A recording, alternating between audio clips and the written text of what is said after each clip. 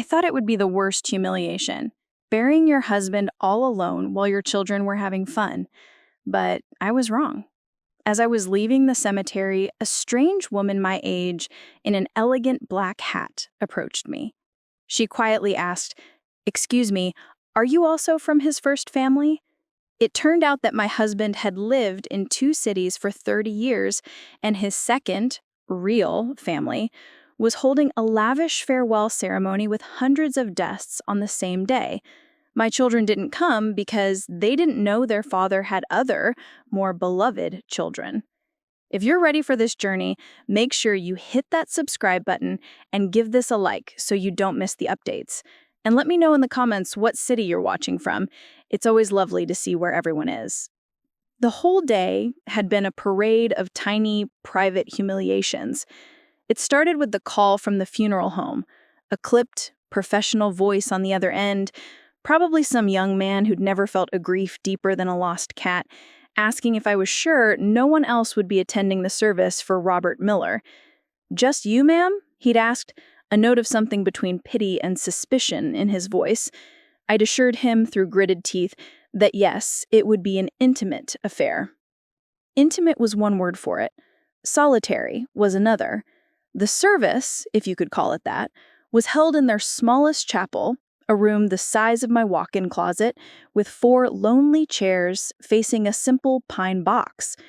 Robert had always insisted he wanted nothing fancy. "Just stick me in the ground, Maggie," he'd say after his 3rd beer on a Friday night, and save the money for a cruise. It turned out he was saving the money all right, just not for any cruise I'd be taking. The minister, a man I'd never met, spoke in vague platitudes about a man he'd never known. He called him Richard twice. I didn't bother to correct him. What was the point? The man in the box couldn't hear, and I was the only one there to be offended. My children, our children, Mark and Jessica, had their excuses, of course. Jessica, my daughter, was in Cabo San Lucas for her best friend's bachelorette party. "I just can't, Mom," she cried over the phone, the sound of splashing and pop music in the background. "Brenda would be devastated. The tickets were non-refundable. Dad would have understood." Maybe he would have. He'd always let the kids get away with murder. Mark, my son, had a critical business conference in Las Vegas. He was a sales executive for a big software company, a job Robert had helped him get. "I'm so sorry, Mom. The timing is just terrible," he'd said, his voice smooth and practiced. "I'll be there in spirit. We'll do a memorial dinner when I get back, I promise." He wouldn't, and we both knew it. So I sat there alone, a 64-year-old woman in a sensible black dress, listening to a stranger misname my husband of 38 years. The silence in that tiny room was deafening. It was filled with all the unspoken words, all the unanswered questions, and all the casual cruelties of a long, complicated marriage. Robert wasn't a monster, not exactly. He was just absent, a ghost in his own life, a traveling salesman whose territory always seemed to expand just as life at home got complicated. A sick kid, a parent-teacher conference, a wedding anniversary. Robert was almost always on the road. He provided, I'll give him that. We had a beautiful home in a quiet Ohio suburb. The kids went to good colleges, and I never had to worry about the mortgage. But that was the deal we'd made without ever saying it out loud. He'd bring home the money, and I'd handle everything else. Life, family, feelings, that was my territory. After the 10-minute service, I drove to the cemetery alone. It was a crisp October day, the kind Robert had loved. The sky was a brilliant, painful blue, and the maple trees were on fire with color. The groundskeeper, a young man with kind eyes, helped me get from my car to the graveside. He was more of a comfort than my own children. We stood there, the 2 of us and the minister, as they lowered the casket into the ground. I tossed a single white rose on the lid. It felt like the last act in a very long, very tiring play. I signed some papers, tipped the groundskeeper, and walked back towards my car, feeling the profound, hollow relief of it all being over. That's when I saw her. She was standing near a large oak tree, leaning on a beautiful, polished wooden cane, though she didn't seem to need it. She was dressed impeccably in a tailored black suit with a stylish, wide-brimmed hat that cast a shadow over her face. She looked like she belonged at a state funeral, not this sad, pathetic little hole in the ground. I assumed she was lost, or perhaps visiting another grave, and was just watching my sad little spectacle with morbid curiosity. As I fumbled for my car keys in my purse, she walked toward me, her steps measured and confident. Her shoes were expensive. I noticed things like that. "Excuse me," she said. Her voice was calm and melodic, with no hint of the pity I'd been bathed in all day. "I don't mean to intrude." "It's no intrusion," I replied, managing a weak smile. "There's no one here to intrude on." The words were out before I could stop them, a little bit of bitterness leaking through. She gave a small nod, her eyes scanning my face. They were intelligent eyes, a shade of dark green. This was for Robert Miller, wasn't it? I was a bit taken aback. "Yes. Did you know him?" I ran through a mental Rolodex of Robert's colleagues and distant relatives. She didn't fit. He was a salesman for a mid-tier machine parts company. His colleagues were loud men with company cars and bad suits. This woman looked like she owned the company. She hesitated just for a second, choosing her words with care. "We were acquainted," she said. Then came the question that tilted my world on its axis. "Excuse me, are you also from his first family?" I must have stared at her like she just started speaking in tongues. "I'm sorry, what? His first family?" I laughed, a short, sharp sound. "I am his family. I was his wife for 38 years. Her perfectly lipstick mouth formed a small O of surprise. Genuine surprise. The blood started pounding in my ears. For a wild second, I thought she must be a con artist or perhaps mentally unwell. But there was a look of dawning horror on her face that was too real to fake. "Oh my God," she whispered, her gloved hand flying to her mouth. "Oh, you poor thing." I was not in the mood to be anyone's poor thing. "I don't understand," I said, my voice dangerously steady. "Who are you?" She looked around the empty cemetery, at the single plot with its freshly turned earth, and then back at me. The pieces were clicking into place behind her eyes, forming a picture I couldn't yet see. "My name is Eleanor Peterson," she said softly. I'm Robert's other wife." And just when he thought he had me backed into a corner, he forgot who he was dealing with. Stick with me, because you'll want to see how this plays out. I stood there by my sensible Ford SUV, the car keys digging into my palm, and the world just stopped. The birds stopped singing. The breeze died down. My own breath caught in my throat. "His other what?" The words came out as a croak. It couldn't be real. This had to be some kind of cruel, elaborate prank. Or maybe grief was hallucinating. This elegant, poised woman was telling me she was married to the same man I had just buried. My Robert. The man who snored like a freight train and left his dirty socks on the floor. The man who'd called me Mags for 40 years. Eleanor's composure cracked, just for a moment. Pity flooded her features. "I am so sorry to be telling you this way. This is just unthinkable." She seemed genuinely distressed, not for herself, but for me. "Robert and we were married for 30 years. We have a home in Philadelphia, 2 children." Philadelphia. It was a word that had been part of the fabric of my life for as long as I could remember. It was the headquarters of Robert's company. He was there constantly. East Coast meetings, he'd call them. Sometimes he'd be gone for a week, sometimes 2. He'd call every night, tell me about his boring meetings, the bad hotel food, how much he missed me and the kids. 30 years. It lined up almost perfectly with when his travel schedule had kicked into high gear. The timing was sickeningly precise. Mark was 8 and Jessica was 5. "You're lying," I said, but there was no conviction in my voice. A lifetime of tiny inconsistencies and unexplained moments were suddenly rushing back to me, reassembling themselves into a monstrous new shape. The mysterious credit card charges he'd claimed were client dinners. The times his phone went straight to voicemail for hours on end. The way he was never ever home for a holiday that fell on a weekday, claiming it was the busiest time for his sales quadrant. We'd never spent a Thanksgiving together, not once. He always had a mandatory conference. It was always on the East Coast. "I wish I were," Eleanor said, her voice full of a sorrow that felt far too genuine. "We were holding his funeral today as well, at 1 o'clock. We thought it was strange when his body couldn't be located right away. There was a mix-up, some kind of administrative error at the hospital. They said the next of kin had already claimed him. I was the next of kin, the first next of kin.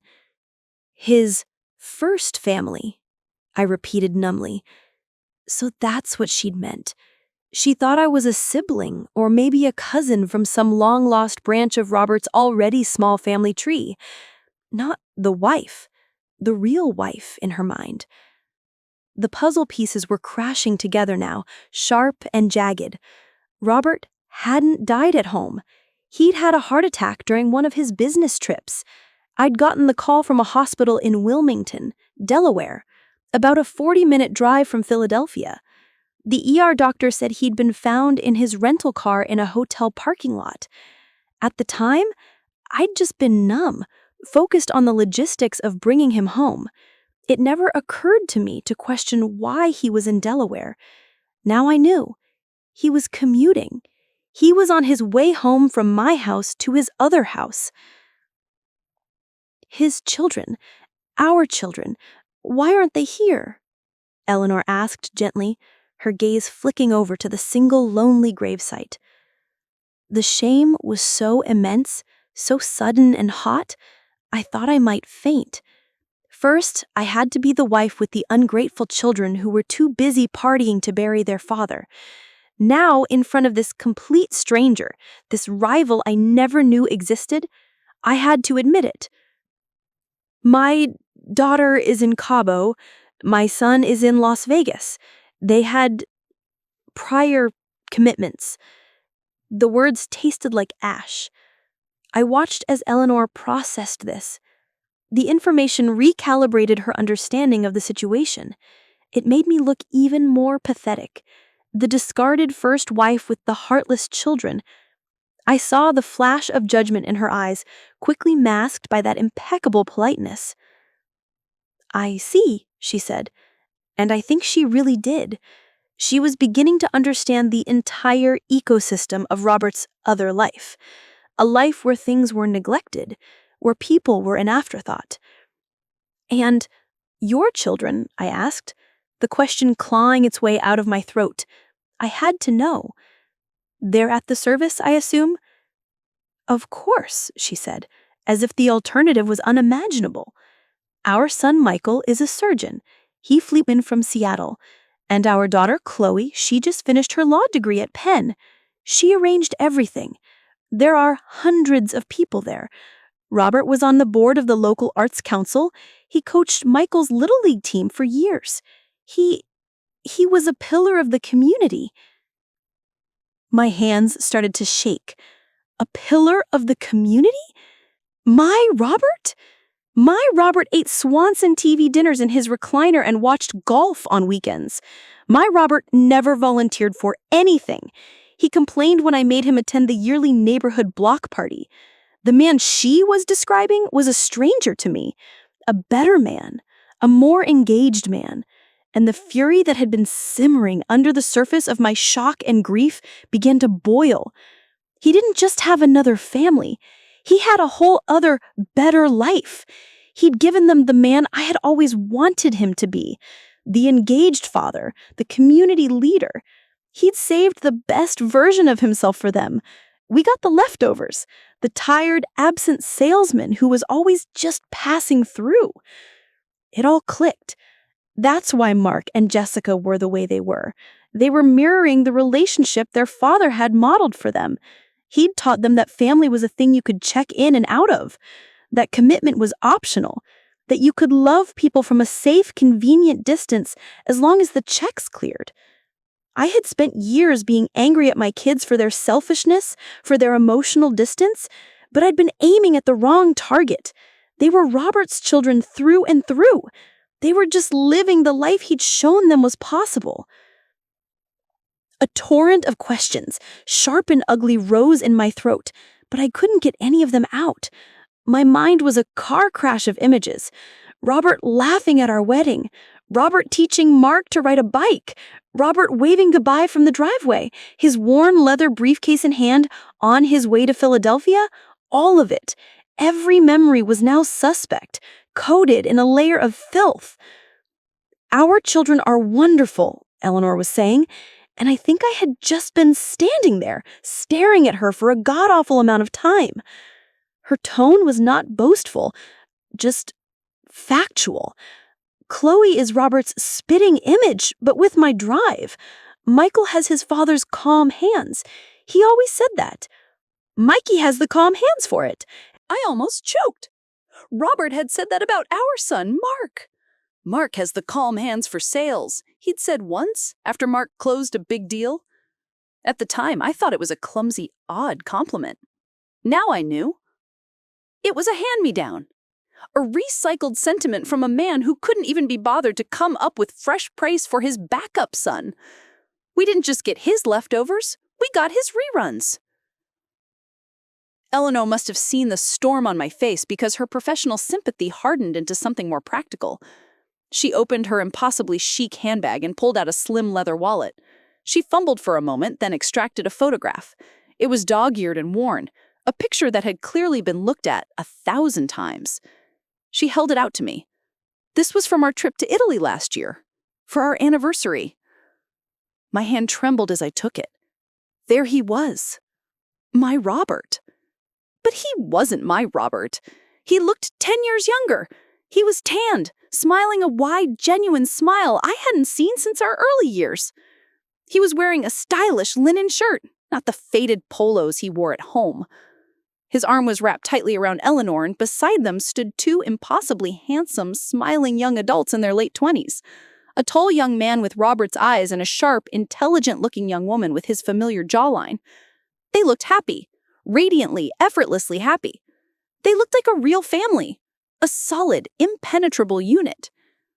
I looked at that picture, and the grief I had been feeling all day finally curdled into a hard, cold ball of rage in my stomach.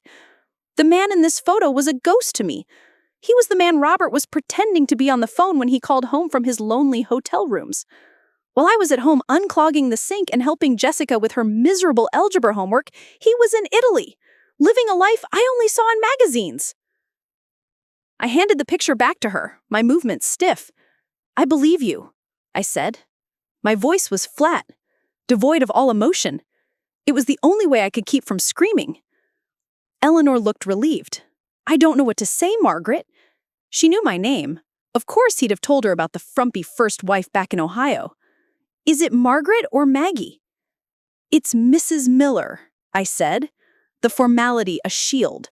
"He left a will, you know." The words were out before I'd even thought about them. Wills, assets, property, the mundane weapons of the bereaved. I'm the sole executor and beneficiary. For the first time, a flicker of something unreadable crossed Eleanor's face. Concern? Greed? "Of course," she said slowly. "We have our own arrangements. Everything is in both our names in Pennsylvania. The house, the investment accounts." "Is it?" I asked, a spark of pure, unadulterated spite lighting me up from the inside. "Because the law can get very sticky about bigamy, Eleanor. Assets have a funny way of reverting to the first wife, the legal one." I had no idea if this was true. I watch a lot of daytime television court shows, and it sounded plausible enough. The effect on her was immediate. The perfect polite mask slipped. She looked worried. Good. I know this part is hard to hear, but it's important.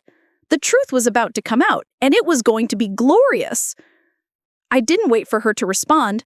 I turned, got in my car, and drove away, leaving her standing there by the oak tree, a black-clad statue of stolen happiness.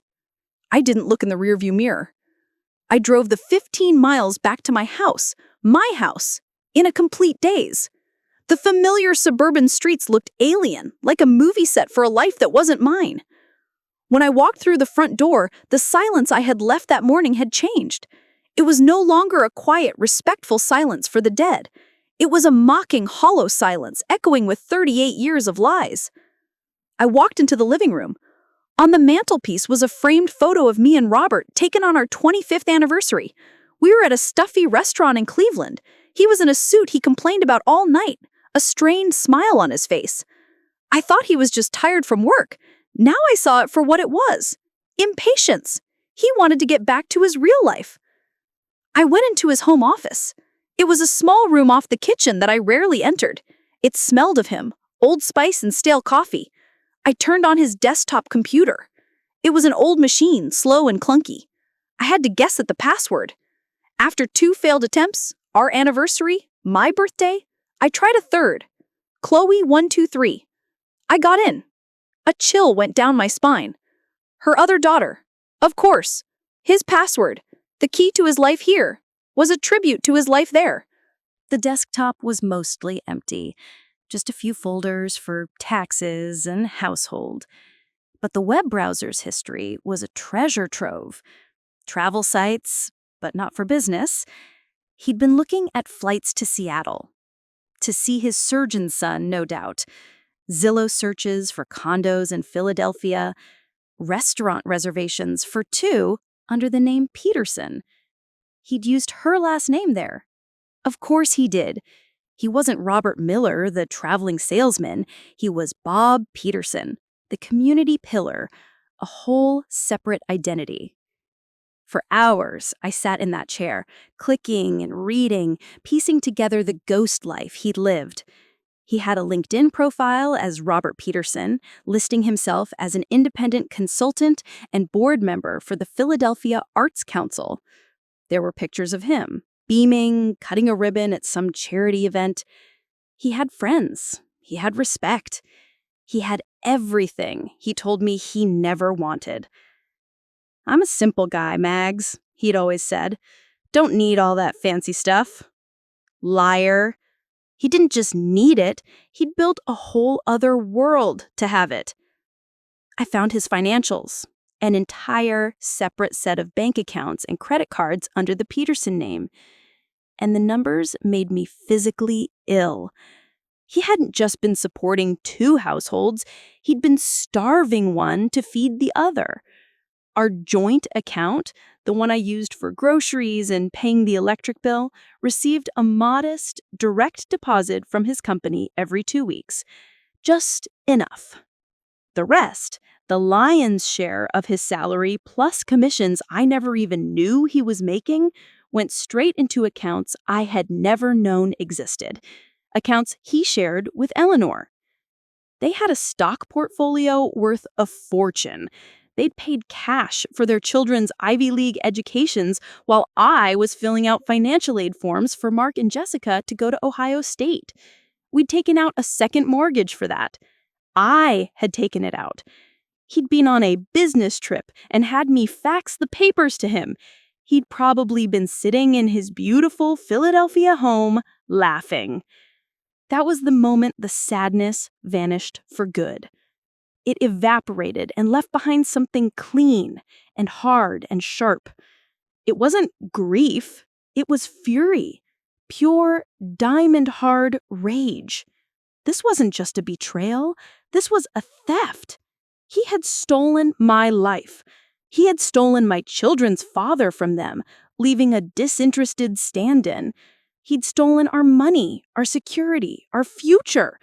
He'd reduced me to a budget line item, a landlady for his crash pad in the Midwest. For what?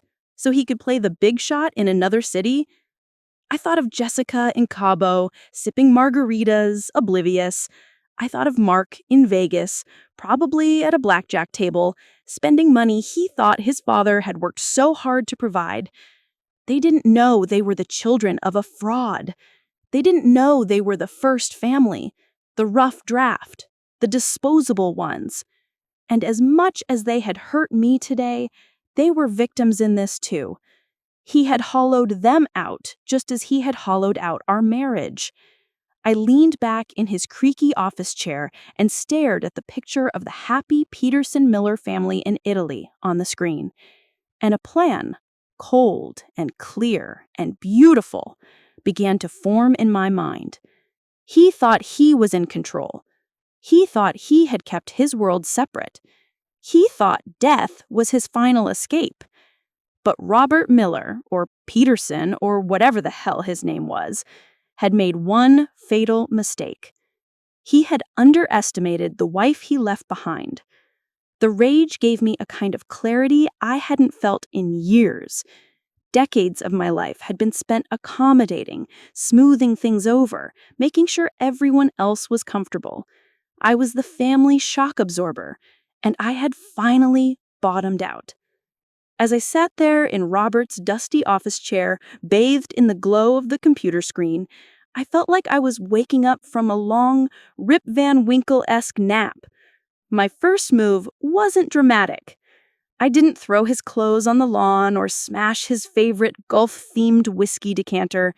No, my first move was to go to the Staples that was open till 9 p.m. and buy a new ink cartridge, 3 thick binders, a ream of the expensive, heavy bond paper, and a 3-hole punch. I was a homemaker for 40 years. I know how to get organized. The desktop was mostly empty, just a few folders for taxes and household. But the web browser's history was a treasure trove. Travel sites, but not for business. He'd been looking at flights to Seattle to see his surgeon's son, no doubt. Zillow searches for condos in Philadelphia, restaurant reservations for 2 under the name Peterson. He'd used her last name there. Of course he did. He wasn't Robert Miller, the traveling salesman. He was Bob Peterson, the community pillar, a whole separate identity. For hours, I sat in that chair, clicking and reading, piecing together the ghost life he'd lived. He had a LinkedIn profile as Robert Peterson, listing himself as an independent consultant and board member for the Philadelphia Arts Council. There were pictures of him, beaming, cutting a ribbon at some charity event. He had friends. He had respect. He had everything he told me he never wanted.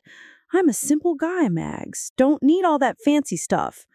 Liar. He didn't just need it. He'd built a whole other world to have it. I found his financials, an entire separate set of bank accounts and credit cards under the Peterson name, and the numbers made me physically ill. He hadn't just been supporting 2 households, he'd been starving one to feed the other. Our joint account, the one I used for groceries and paying the electric bill, received a modest direct deposit from his company every 2 weeks. Just enough. The rest, the lion's share of his salary, plus commissions I never even knew he was making, went straight into accounts I had never known existed, accounts he shared with Eleanor. They had a stock portfolio worth a fortune. They'd paid cash for their children's Ivy League educations while I was filling out financial aid forms for Mark and Jessica to go to Ohio State. We'd taken out a second mortgage for that. I had taken it out. He'd been on a business trip and had me fax the papers to him.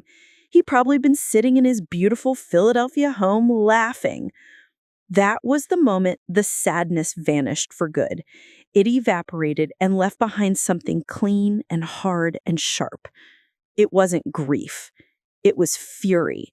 Pure, diamond-hard rage. This wasn't just a betrayal. This was a theft. He had stolen my life. He'd stolen my children's father from them, leaving a disinterested stand-in.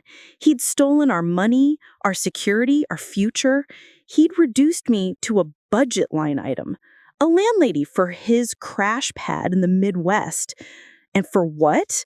So he could play the big shot in another city? I thought of Jessica in Cabo, sipping margaritas, oblivious. I thought of Mark in Vegas, probably at a blackjack table, spending money he thought his father had worked so hard to provide. They didn't know they were the children of a fraud. They didn't know they were the first family, the rough draft, the disposable ones. And as much as they had hurt me today, they were victims in this too. He had hollowed them out just as he had hollowed out our marriage.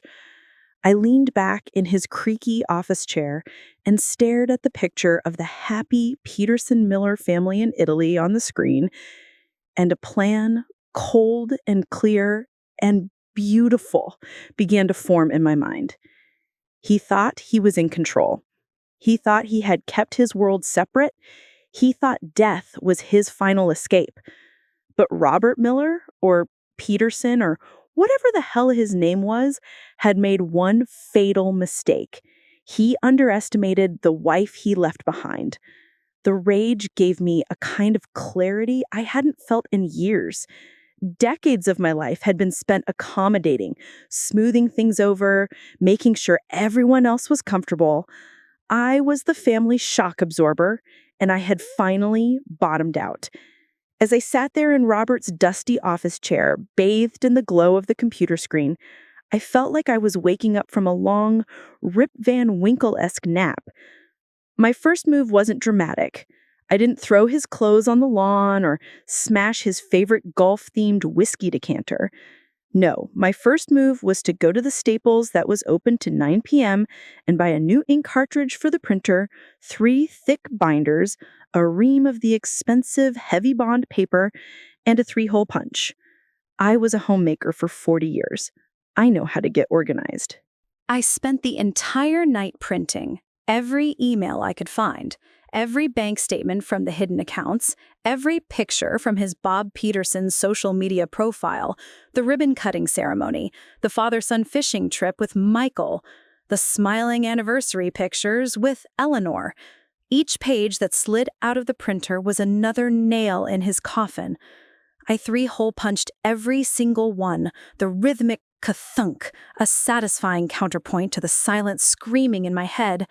I labeled the binders in my neatest cursive. Binder 1, financials. Binder 2, the other family. Binder 3, communications and timeline. It was the most important project I had ever worked on. By 5 a.m., I had created a comprehensive, cross-referenced encyclopedia of my husband's secret life, my Bible of betrayal. The next morning, I didn't call a grief counselor. I called a lawyer. Not our old family lawyer who did our wills and real estate closings. He was a golfing buddy of Robert's. I couldn't trust him. I looked for the biggest, hungriest-looking divorce law firm in Cleveland and asked for the meanest shark they had. They gave me a woman named Evelyn Diaz. She sounded young over the phone, but her voice had steel in it. I walked into her sleek downtown office a few days later, dressed not in widow's black, but in my best Ann Taylor suit, the one I wore to the occasional wedding or christening. I looked like a respectable suburban grandmother. I set my 3 binders down on her glass conference table. The sound they made was solid, final. Evelyn Diaz was in her late 30s, razor-sharp and impeccably dressed, with eyes that missed nothing. She started with the usual script. Mrs. Miller, my condolences for your loss. I understand this is a difficult time to be dealing with estate matters, but... He was a bedimist, I said, cutting her off. And I'm not here to talk about my estate. I'm here to talk about his. She blinked, just once. It was the only crack in her professional facade. I opened the first binder. Robert Miller and I were married on June 12, 1986 in Columbus, Ohio. This is our marriage certificate. I pushed the document across the table. As far as I can tell, Robert Miller, also known as Robert Peterson, illegally married Eleanor Peterson sometime in 1994 in Pennsylvania. He maintained 2 separate households, identities, and families for 30 years. I then opened the other binders, turning them so she could see the neatly tabbed sections, the evidence. For the next hour, I walked her through it. I was methodical, calm, and precise. I showed her the 2 separate salary streams, the deeds to the 2 houses, ours mortgaged to the hilt, theirs owned free and clear, the tuition payments, the travel itineraries that proved he was shuttling between his 2 lives. When I got to the picture of him in Italy with his other family, she finally leaned back in her chair. She was silent for a long time, just looking at me. The pity was gone. It had been replaced by a kind of awe. "Mrs. Miller," she said slowly, "you have, without a doubt, the most well-documented case of marital fraud I have ever seen in my career. Your husband wasn't just living a double life, he was committing financial crimes against you on a massive scale." She took a deep breath. This is a litigator's dream. He was about to get exactly what he deserved, and I had a front row seat. "Don't go anywhere." Evelyn explained the law to me in a way that was both exhilarating and terrifying. In our state, and in the eyes of the federal government, his marriage to Eleanor was a complete legal fiction. It never happened. She wasn't his widow. She wasn't even his ex-wife. She was, in the cold, hard language of the law, a non-spousal partner. I was the sole legal surviving spouse.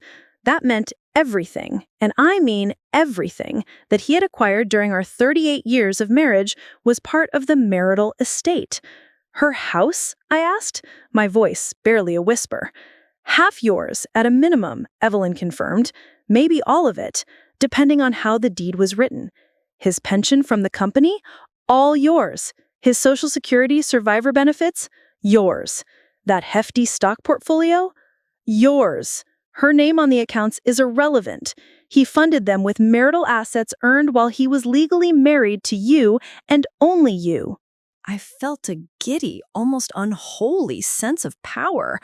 The woman in the elegant hat, who looked at me with such pity, was about to have her entire world pulled out from under her.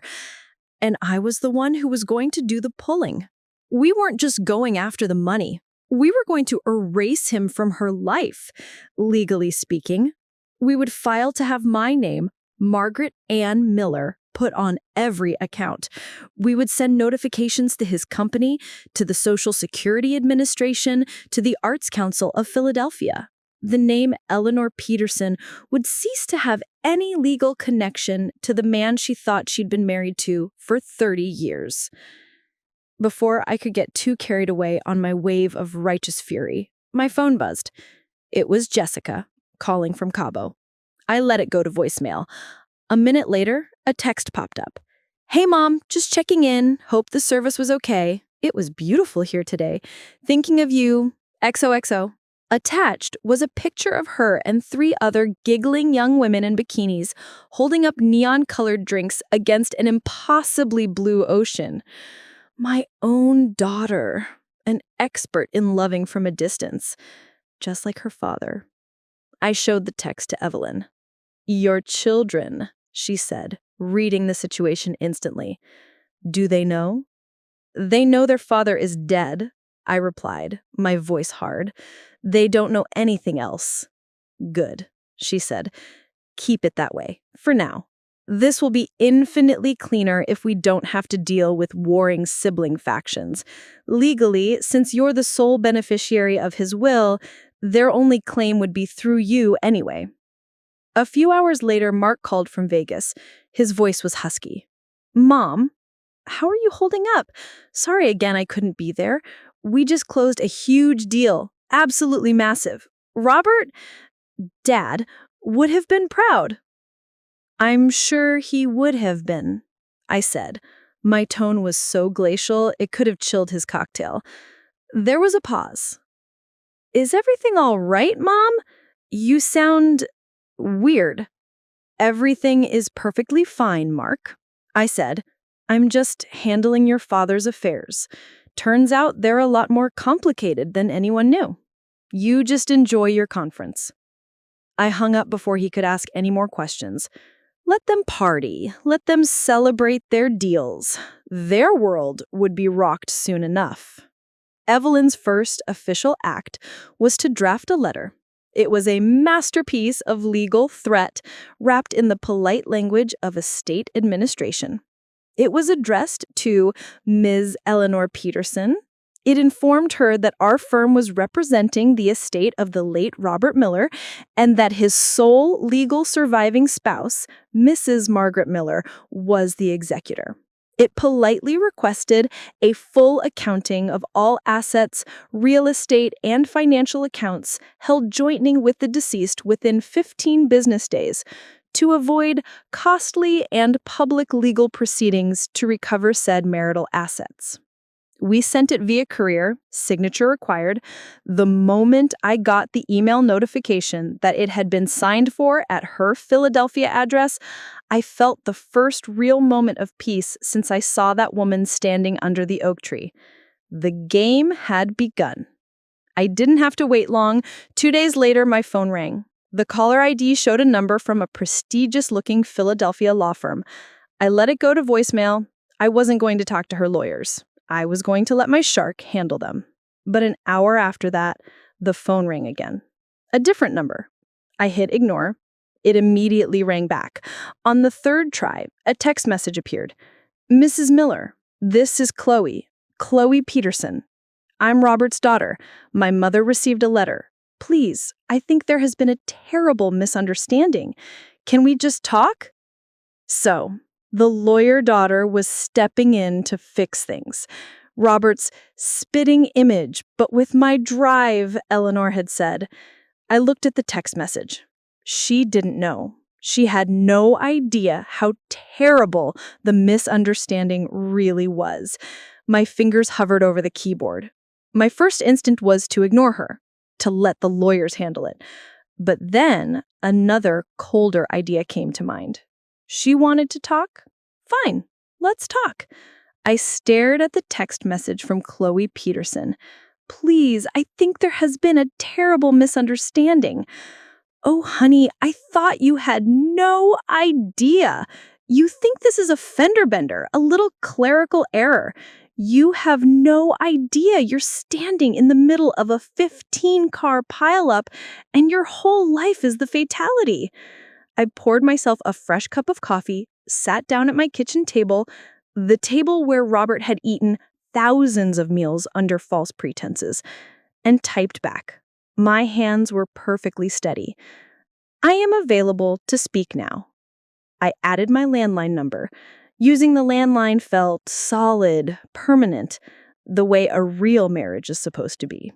Not 60 seconds later, the phone rang. I let it ring 3 times, took a slow sip of coffee, and then answered. Margaret Miller speaking. Mrs. Miller, this is Chloe Peterson. Thank you for calling me back. Her voice was exactly what I expected. Crisp, professional, and radiating the easy confidence of someone who had never been told no in her life. She was already trying to take control, framing it as me calling her back. Cute. I didn't call you, Chloe. I answered my phone. I said calmly, what can I do for you? There was a half second of silence. Point to me.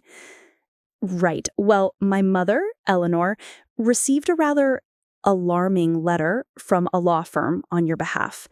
There seems to be some confusion regarding my father's estate. I'm a lawyer, Mrs. Miller, and I'm sure we can clear this up quickly and amicably. We believe your counsel is operating under some false assumptions. And what assumptions would those be? I asked, taking another sip of coffee. I doodled a little flower on the notepad by the phone. I wanted her to hear the utter lack of concern in my voice. Well, the letter refers to you as his surviving spouse, she said, the words dripping with condescension. I'm aware my father had a brief, early marriage that ended in divorce many years ago.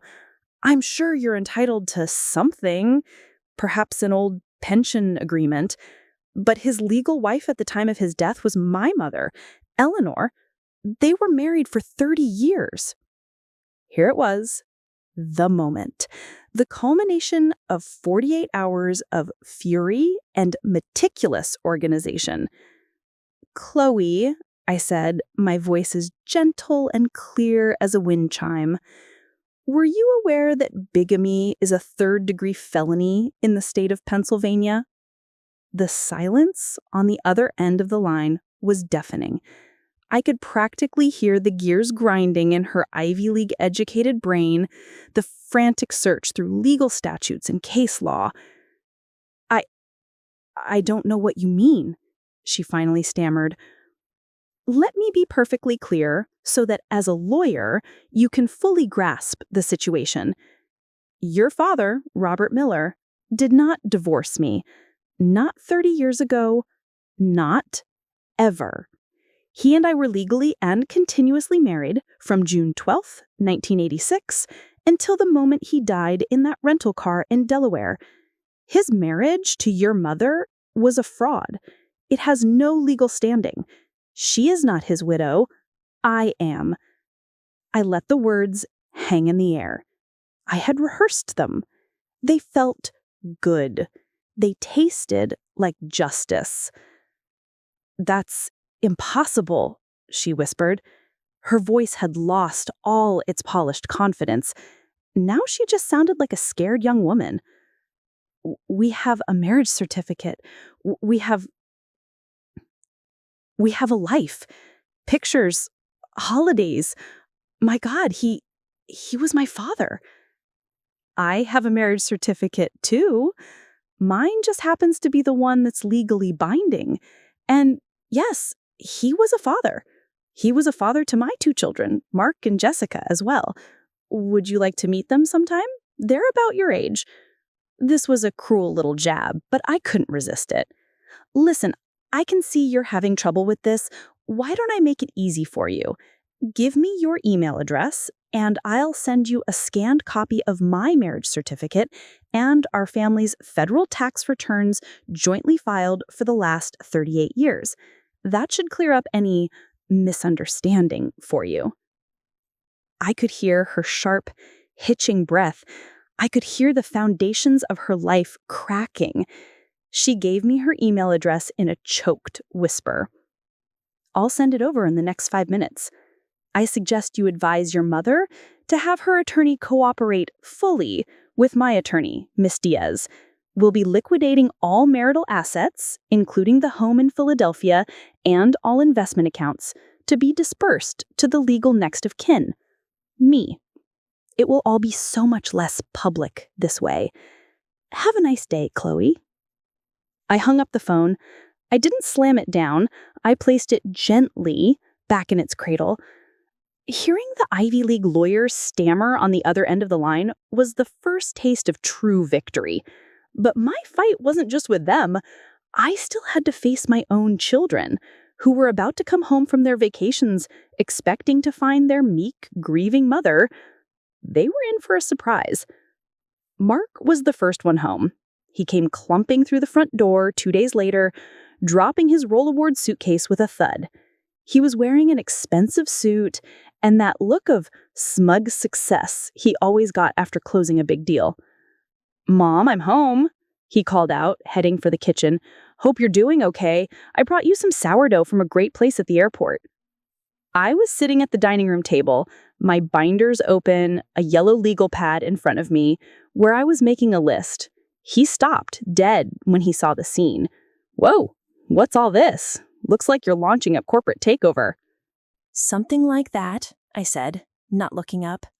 "Mom, you shouldn't be dealing with this stuff right now. It's too much," he said, slipping into his take charge son mode. "Give me the paperwork. I'll handle it. It's the least I can do."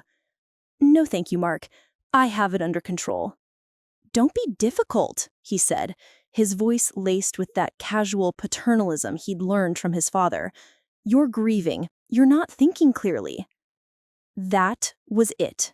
I slowly closed my binder, folded my hands on top of it, and looked directly at my son. I have never, in my entire life, thought more clearly than I do right now. And what I've found out is this. Your father, the man whose funeral you were too busy to attend, was a bigamist. Mark's face went blank. He gave a short, barking laugh. What? What are you talking about? Are you on new medication? For 30 years, your father had a second wife, a woman named Eleanor, in Philadelphia. He had 2 other children, a son and a daughter. They were his real family, the one he invested in, the one he spent holidays with, the one he coached Little League for. We, I said, gesturing around the room, the house, were his branch office, his franchise location, his dirty little secret in Ohio. I watched as my son processed this. I expected shock. I expected anger on my behalf. I expected, I don't know what, something other than what I got. His handsome face, so like Robert's, contorted, in the first words out of his mouth were, "Oh my God, the will. Does this affect the will? The inheritance?" I just stared at him. The house my father built, the life I gave him, and his first thought was about the money? He really was his father's son. "Don't worry, Mark," I said, my voice dripping acid. "The money is all coming to me. All of it. The house, the stocks, the secret accounts he hid from us to pay for his precious other family's Ivy League educations. It's all part of the legal estate, and I am the sole legal beneficiary. You'll get your share when I die, if you're lucky." He looked genuinely stunned, not by his father's betrayal, but by my tone, by the sheer, unadulterated fury that he had never, in his entire life, seen from me. Before he could formulate a response, the front door opened again. It was Jessica, tan and peeling, dragging a ridiculously large pink suitcase. "I'm home. God, it's so cold here. Mom, you would not believe how amazing Cabo was. I needed that so badly." She walked into the dining room, saw the binders, then Mark's pale, shocked face. "What's going on? Did I miss something?" And so I had to tell it all over again. I watched her pretty, carefree face crumble as the story unfolded. But like her brother, her reaction was not what I had hoped. Tears welled up in her eyes, but they weren't for me. "This is horrible," she wailed. "This is so embarrassing. Oh my God, what if people find out? What if Brenda finds out? This is a nightmare." She buried her face in her hands, her shoulders shaking with melodramatic sobs about her social standing. And in that moment, looking at my 2 children, the slick, money-obsessed executive and the self-absorbed socialite, I felt a profound and terrible sense of loneliness. Robert hadn't just betrayed me. He had left me with these 2 strangers he'd created, these hollowed-out versions of children who didn't even know how to properly grieve their father or comfort their mother. I stood up from the table. "You know what? I'm glad," I said, my voice ringing with a terrifying clarity. Both of them looked up, startled. "I'm glad you both went on your trips, because you're right, you didn't miss a thing. The man you called Dad died 30 years ago. I'm just the last one to realize it. Now, if you'll excuse me, I have a war to plan." That declaration, that "I have a war to plan," hung in the air between us in the suddenly too small dining room. It wasn't a shout, it was a statement of fact, as calm and final as the closing of a coffin lid. Mark and Jessica just stared at me, their mouths slightly agape. They had never heard this tone from me before. I was Mom, the maker of casseroles, the finder of lost keys, the dispenser of quiet, non-judgmental comfort. The woman standing before them was someone else entirely, a stranger who looked like their mother but sounded like a CEO about to announce massive layoffs. Jessica found her voice first. "A war? Mom, what are you talking about? This is a family matter. We should handle it quietly." "There is no we, Jessica," I said, picking up my binders. "You and Mark made that abundantly clear. You handle your brunch reservations and your sales quotas. I will handle this. This is my matter." "But people will talk," she wailed, her priorities as consistent as they were infuriating. "Let them," I said, turning to walk toward the office. "Let them talk about the man who lived a lie for 30 years. Let them talk about the wife who finally decided to collect what she was owed. I'm 64 years old. I am done caring what people think. I shut the office door behind me with a decisive click. I didn't slam it. I wasn't a hysterical woman having a tantrum. I was an executive closing the door for a confidential meeting. I could hear them whispering in the hallway. She okay? She's lost it. Maybe we should call Dr. Evans. Let them whisper. They were children trying to understand a language they'd never had to learn. Consequences. The next few days were a masterclass in passive aggression from my own children. They tiptoed around the house, speaking in hushed tones as if I were a delicate antique that might shatter. They'd leave mugs of calming herbal tea outside my office door. Mark kept trying to get me to sign a power of attorney form so he could take this burden off your shoulders. And Jessica kept suggesting I go to a spa for a grief retreat. They weren't trying to help me. They were trying to manage me, to neutralize the new, unpredictable woman in their mother's sensible shoes. I ignored them all. I was a general in my war room, and they were flies, buzzing at the window pane. My real communication was with Evelyn Diaz.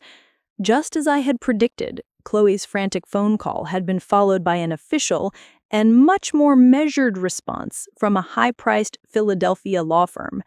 Eleanor had lawyered up, and she'd chosen a firm whose name sounded like it was founded by Civil War generals. They're starting with the soft approach, Evelyn told me over the phone. They're conceding that your marriage is the legal one. They're not stupid enough to fight that. They've seen your evidence. So they're rolling over? I asked, a little disappointed. The fight was just getting good. Evelyn laughed, a sharp, cynical sound I was coming to adore. Maggie, they're never rolling over. They're trying to reframe the narrative. They're painting Eleanor as the innocent victim, a woman who was deceived just as you were. They're proposing a private mediation to come to a fair and equitable division of the assets. Fair and equitable, I repeated. I spent the last 30 years pinching pennies, driving a 10-year-old car and clipping coupons, while she was going to Italy and joining the Arts Council. Don't talk to me about fair. I know, it's an opening salvo. They've offered a settlement, 40% of the liquid assets, and she keeps the Philadelphia house. I nearly dropped the phone. 40%? She can have 40% of nothing, and she will get out of my house. What is the legal argument for her getting anything? The argument is one of unjust enrichment. She'll claim she contributed to the growth of those assets, that she provided non-monetary value to the partnership, and that she had no knowledge of his prior marriage. She will paint you as a vindictive woman trying to leave a fellow victim destitute. I thought of Eleanor, with her elegant hat and her expensive shoes, standing there in the cemetery and looking at me with pity. Pity! She's not a victim, she's a co-conspirator.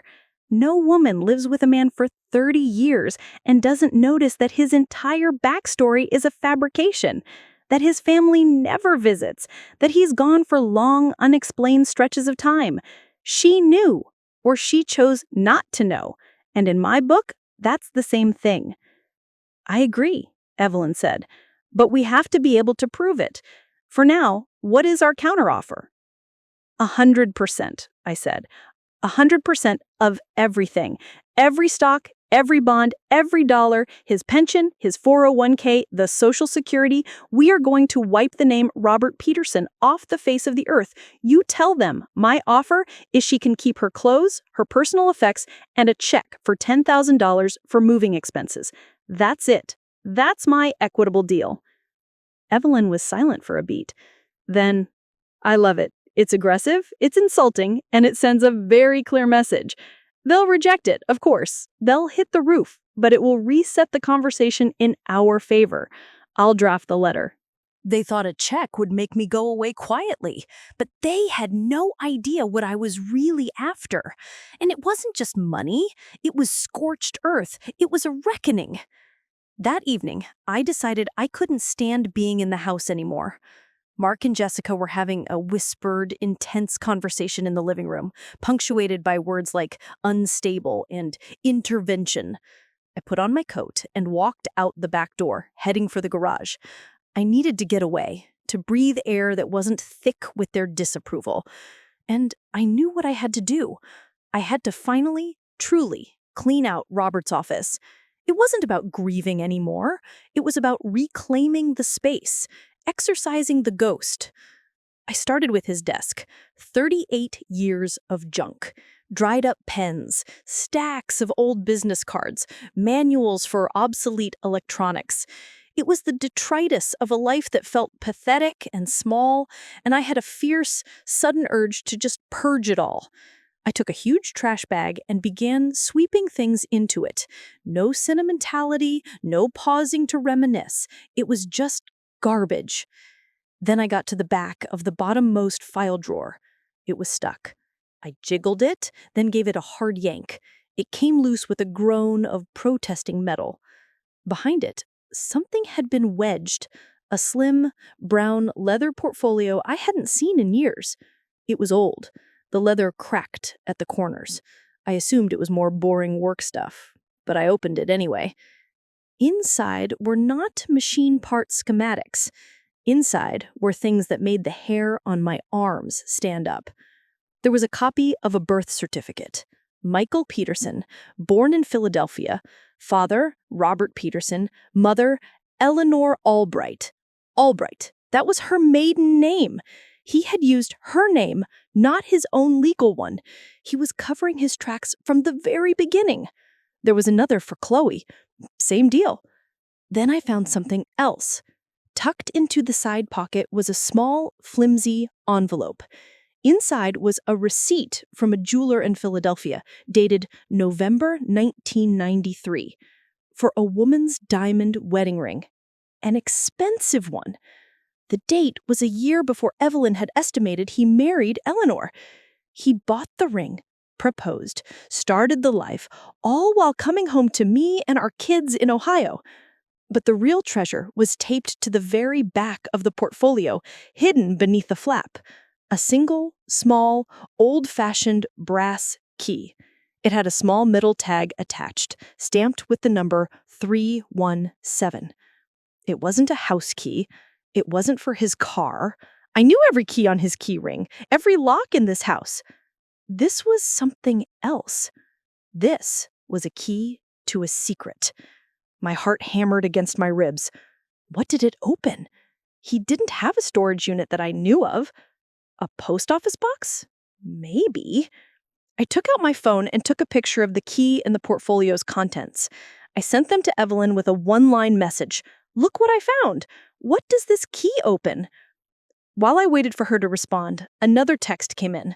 It was Mark. Mom, Jess and I are worried. We think we should all sit down and talk tomorrow morning. We've made an appointment. An appointment. He had made an appointment for an intervention. The audacity of it was almost comical. I typed back a simple 2-word reply. Cancel it. My phone rang almost immediately. It was Evelyn, her voice electric with excitement. Maggie, where did you find this? In his office. What is it? The receipt, the birth certificates, this is gold. This proves premeditation.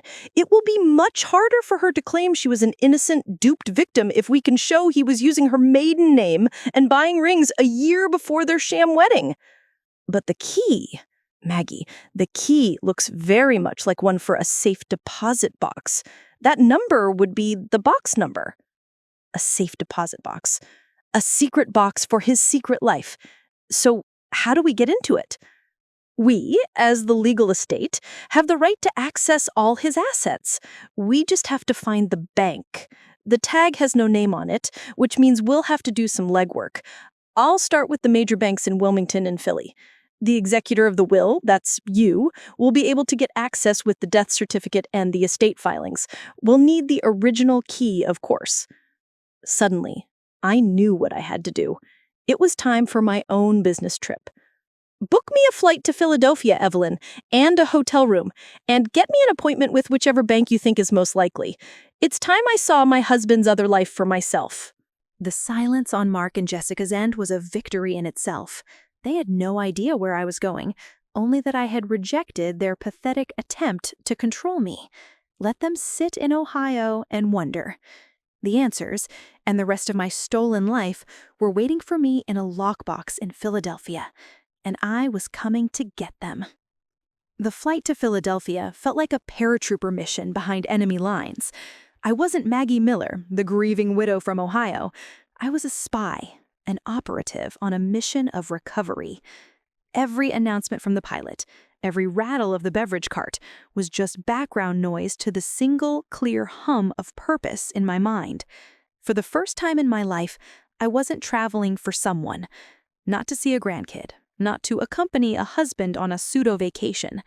I was traveling for me, for my justice. Evelyn had worked wonders. She'd identified 3 banks in the Wilmington-Philadelphia corridor that still used that type of brass key for their older safe deposit boxes. A few forceful phone calls from her, threatening subpoenas and court orders, had shaken one of them loose. A senior vice president at a stately old bank called Franklin Trust, located in one of Philadelphia's wealthiest suburbs, had confirmed they had a box number 317 registered to a Robert Peterson. He had requested to see a court-ordered letter of administration and a death certificate. Evelyn had it all messengered over before I even packed my bag. My appointment was for 10 a.m. the next morning. I landed, got my rental car, a sensible Chevy sedan, the same model as my own, and checked into a nondescript Marriott off the highway. I sat for a moment in the beige, impersonal room. It felt just like the hundreds of hotel rooms Robert must have stayed in over the years. I wondered if he felt this sense of anonymity, this freedom that came from being nowhere and everywhere at once. I wondered if he sat in rooms like this and felt guilty, or if he just felt relieved. I couldn't just sit there. The sun was still up. I had the address of her house, my house. Chloe had made the mistake of trying to sound official in her panicked email, and it had included her address in the signature block. I knew from the property records Evelyn pulled that it was the same one Eleanor and Robert owned. It was about a 20-minute drive from my hotel.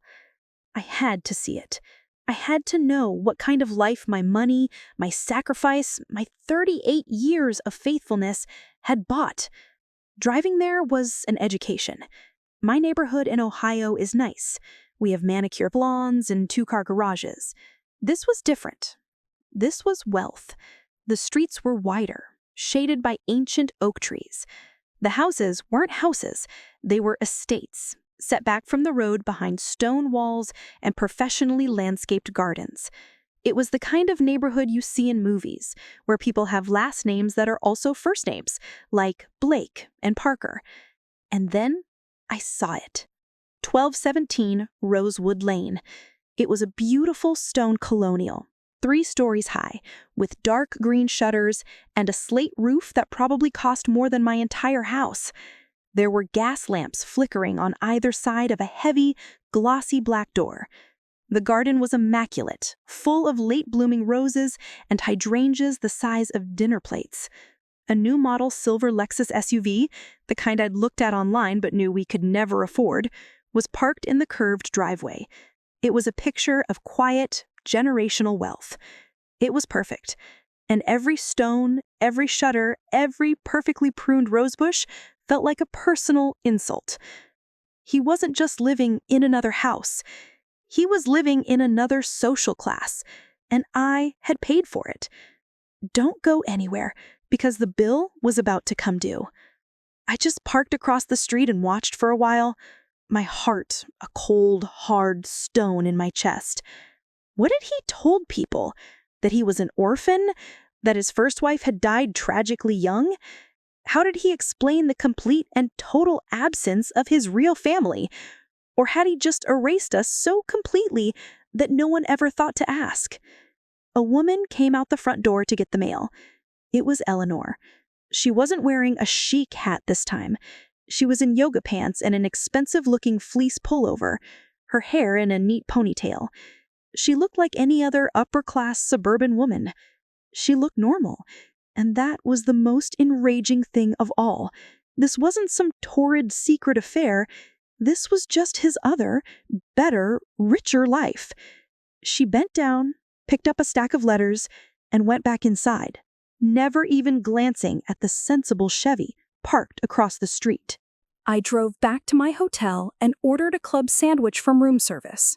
As I ate, I realized I wasn't sad anymore. The part of me that could have cried over this was gone. Looking at that house had cauterized the wound.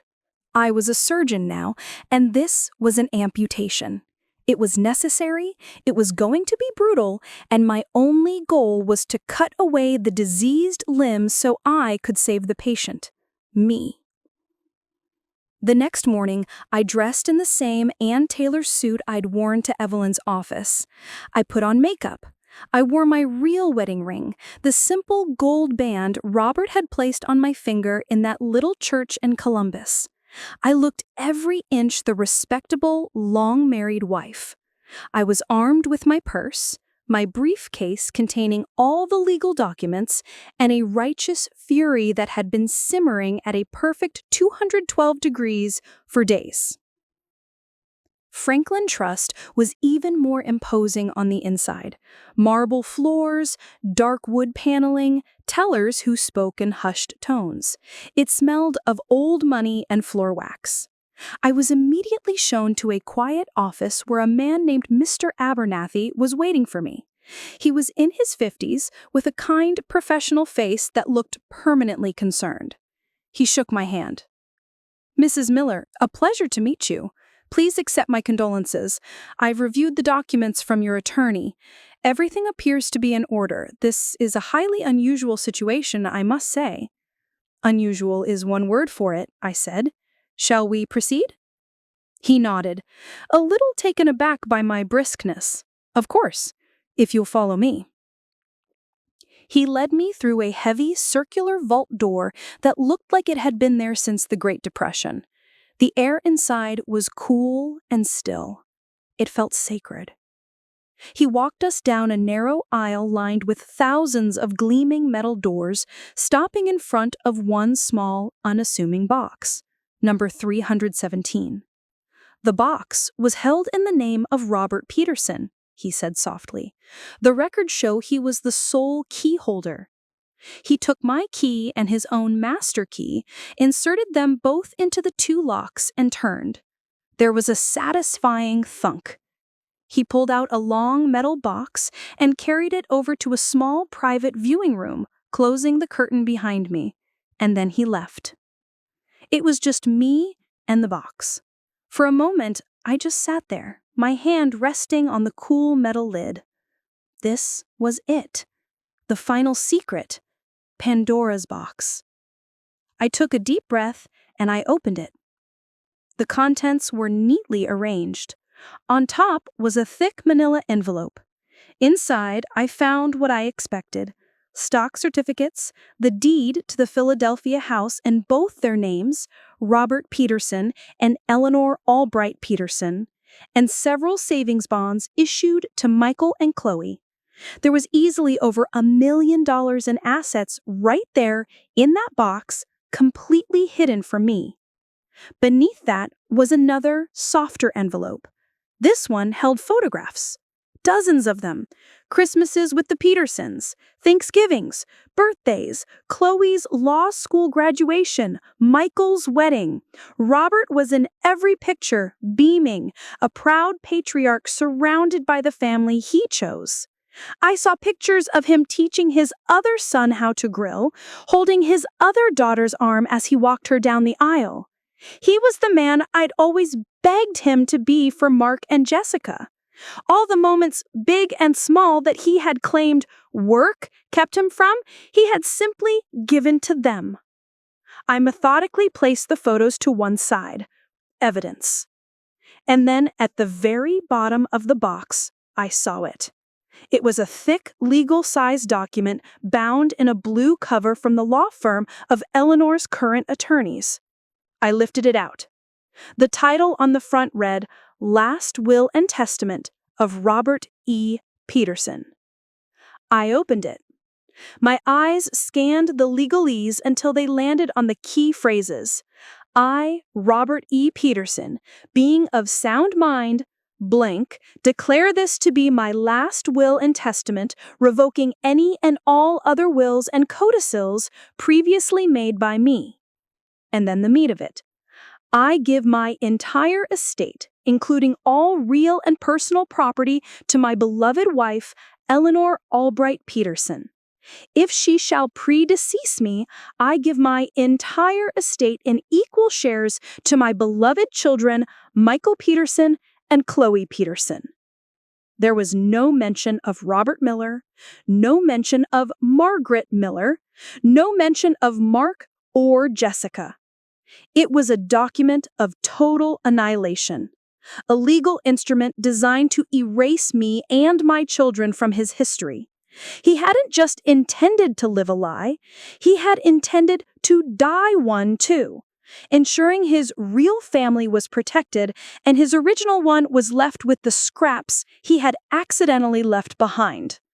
The will was signed and dated 5 years prior. His plan was meticulous. His betrayal was absolute. This document, of course, was legally worthless. It was signed under a fraudulent name and was superseded by the legitimate will he had on file in Ohio as Robert Miller.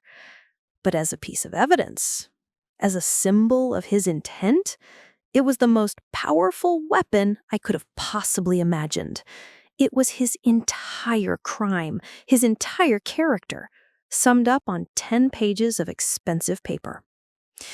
I sat back in the hard wooden chair in that cold, silent room, and I started to laugh.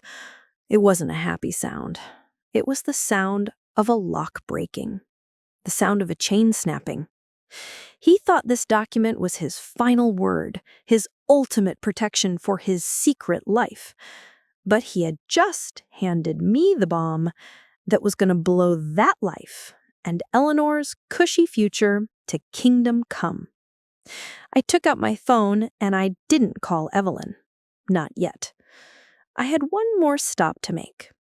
I packed the contents of the box carefully into my briefcase, walked out of the vault, thanked Mr. Abernathy, and headed back out into the bright Philadelphia sunshine. I got in my car and I drove back to 1217 Rosewood Lane. It was time for the other woman and me to have a little talk, without our lawyers. The drive back to Rosewood Lane was different. The first time, I had been a ghost, an invisible observer. Now, I was a courier delivering a verdict.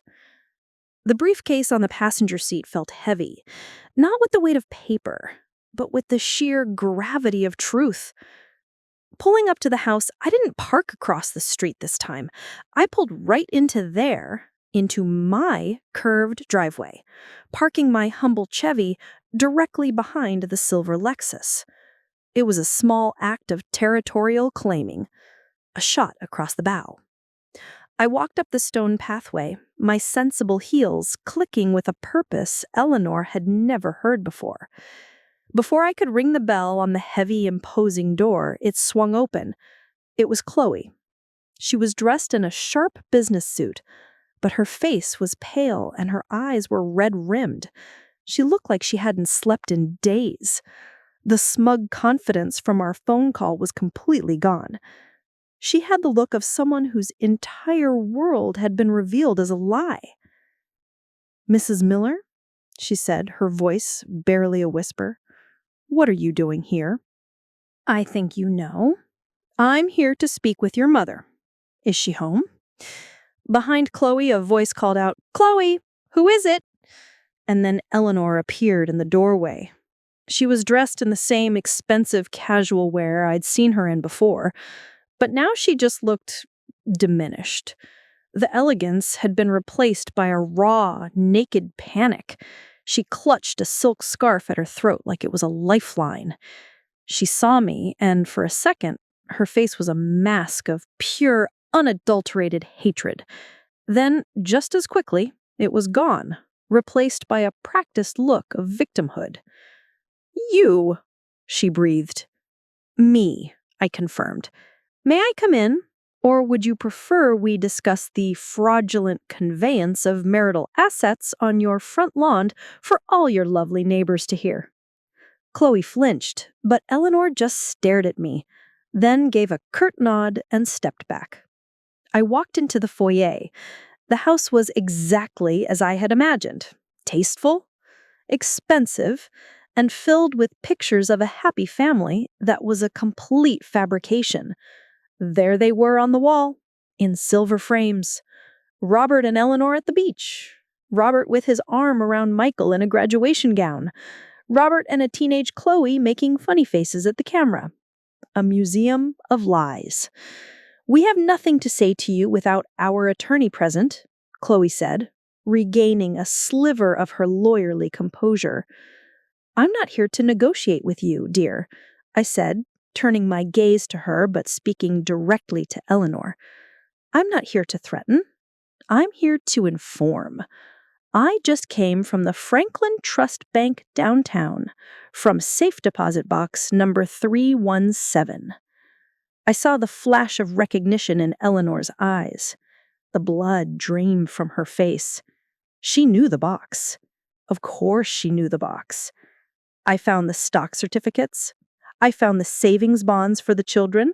I found the pictures of your lovely pretend family. I paused, letting the words sink in. Then I went in for the kill. And I found his will, Eleanor, the one he signed as Robert Peterson, leaving everything to you and your children, the will designed to erase me." Eleanor stumbled back a step, her hand flying to her mouth. That's private," she stammered. "Nothing he owned is private from me anymore," I said, my voice hardening, "because I was his wife, his only wife. And that document, the one you were probably counting on, it's not a legal will. It's a confession. It's proof of 30 years of calculated criminal fraud. It's proof that you were not a victim. It's proof that you were, at best, a willing accomplice." "How dare you?" Chloe interjected, stepping in front of her mother. "My mother was deceived. She's a victim in this too. He lied to all of us." I looked at the young woman so fierce in her misguided defense, and I felt a brief, surprising pang of something that wasn't quite pity, but close. "Do you really believe that, Chloe? You're a lawyer. You're smart. Think about it. Your father has no family, no history, no old friends from back home. He never took you to the town where he supposedly grew up. You never met a single cousin, aunt, or uncle. For 30 years, this man existed in a complete vacuum, and your mother never once thought to ask, why? She didn't want to know, because she was living in this beautiful house, driving a Lexus, and going to Italy. She wasn't a victim. She was a beneficiary. There's a difference." Eleanor sank onto a velvet upholstered bench in the hallway, the fight finally going out of her. She just looked old and tired. "What do you want?" she whispered. "I want what is legally and morally mine," I said, clicking open my briefcase. I took out the counteroffer Evelyn had drafted. "You will sign over the deed to this house. You will sign the forms relinquishing any claim to the stocks, bonds, pensions, and all other assets. You have 60 days to vacate the premises. My attorney has the paperwork." I slid the documents onto the table. "And if we don't?" Chloe asked, her chin trembling but her voice defiant. I pulled one last thing from the briefcase, the sham will. "If you don't, I will take this will and all the other evidence I have to the U.S. Attorney's Office and file a federal complaint for conspiracy to commit wire fraud, mail fraud, and tax evasion. All those joint tax returns you filed as Mr. and Mrs. Peterson, those are federal crimes. I'm sure your new law firm would be very interested to know their hotshot new associate is implicated in a federal racketeering case. I might not win, but the discovery process will be very, very public. Your mother's name, your brother's name will be dragged through the mud in this very respectable town. You, Chloe, could face disbarment before your career even begins." It was a bluff, a huge one.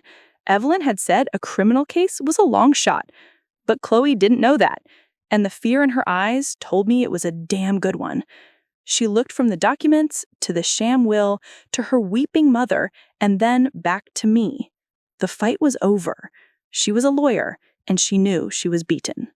Utterly, completely, and totally beaten. I turned to Eleanor one last time. "He made his choice a long time ago," I said, my voice softening just a fraction. "He chose this life, but you have a choice now.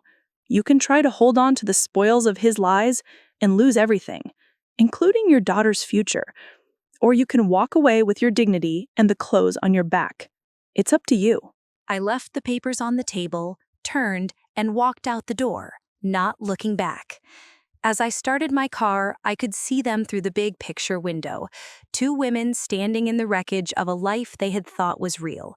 I had no joy in their pain, but I had a profound, deep, and satisfying sense of justice. The scales were finally balanced. On the flight home, I drank a celebratory glass of bad airline champagne. When I landed, there was a message from Evelyn. Their lawyer had called. They were agreeing to all of our terms. It was over. When I got home, the house was quiet. Mark and Jessica had apparently given up on their intervention and retreated to their respective rooms. I walked into Robert's old office, looked at the empty space where the hidden portfolio had been, and felt a sense of closure. I called a local charity that does home cleanouts for veterans. "Come take it all," I said. "Desk, chair, bookshelf, everything." An hour later, my kids came downstairs to find two men hauling Robert's desk out the front door. "Mom, what's happening?" Mark demanded. "I'm redecorating," I said calmly. "I'm turning this into my office. I'm going to need a place to manage my assets." I smiled at him, a real, genuine smile.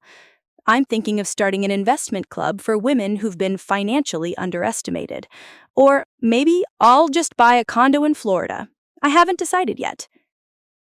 They stared at me, then at the empty space, and I saw on their faces the dawning, terrifying realization that the world had changed forever. The Bank of Mom was no longer a subsidiary of the Bank of Dad. It was a new corporation with a new CEO, and she was no longer taking their calls. I won. I didn't just get the money. I got my name back. I got my story back. He had tried to write me out of his life, but in the end, I was the one holding the pen. And I was just getting started on the epilogue. It was going to be a bestseller. Now it's your turn. After hearing all of that, I have to ask, what would you do in my place? Would you have taken the deal, or would you have fought for every last penny? Let me know in the comments below. So, another story of my grandmother has end, and be clicking here, you will have when more such stories.